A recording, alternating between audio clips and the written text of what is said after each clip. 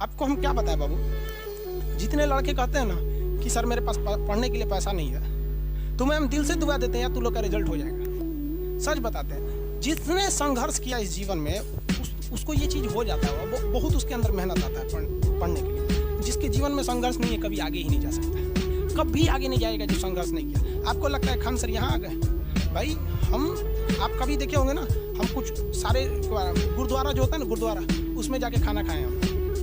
सोचो गुरुद्वारा में जाके खाना खाएं, वो भी नहीं था मेरे पास।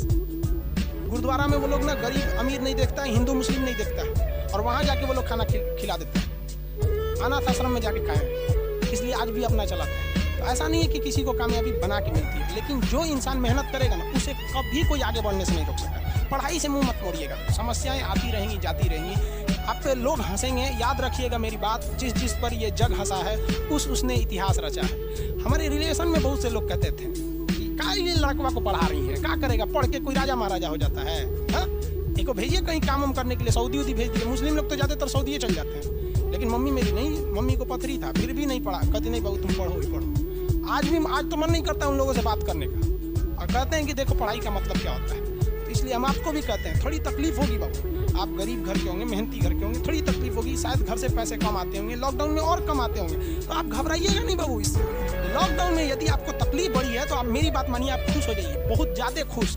रीजन समझिए, रेस में जब घोड़ा दौड़ता है ना तो घोड़े के पीठ पर बैठा हुआ उस घोड़े का मालिक उसे चाबुक से घोड़े को बहुत मारता है, बहुत मारता है। घोड़ा को दर्द होता है, वो सोचता है कि मेरा मालिक हमको तकलीफ क्यों दे रहा है। उस घोड़े को पता ही नहीं है यार तुम्हारा मालिक तुम्हें जिताना चाहता है। उस चाबुक के डर से वो घोड़ा दौड़ता है और लास्ट में वही घोड़ा जीत जाता है। तो याद रखिएगा, आपका मालिक ऊपर वाला है। अगर वो आपको बहुत तकलीफ दे रहा है ना तो आप उस तकलीफ से घबराइए मत, बल्कि खुश हो जाइए कि आपका मालिक आपको जिताना चाह रहा है। जिस घोड़े को चाबुक नहीं पड़ेगा वो कभी रेस नहीं जीत सकता है। तो जिस इंसान को कभी तकलीफ नहीं देगा भगवान, वो कभी आगे नहीं जा सकता है। वो पत्थर कभी नहीं पूजा जाएगा जिसे छीनी हथौड़ी से तराश कर एक मूर्त की मूर्ति न दी जाएगी यहाँ पर। तो आपके जीवन में अगर तकलीफ नहीं आती है तो आप आगे नहीं बढ़ेंगे। और जिन्हें तकलीफ आती है, गरीबी आती है, समस्याएं देखने को मिलती है, पड़ोसी हंसता है, याद रखिएगा एक दिन वही लोग आपका नाम इज्जत से लेंगे वहां पर। और फिर आप उन लोगों से, खैर आप माफ कर दीजिएगा, सबको माफ कर दीजिएगा। ये बहुत बड़ा अपने आप में बल है। सबसे बड़ा बल नाभिकीय बल होता है, सबसे बड़ा बल, और सबसे कमजोर बल गुरुत्वीय बल होता है। लेकिन हमारे हिसाब से सबसे बड़ा बल होता है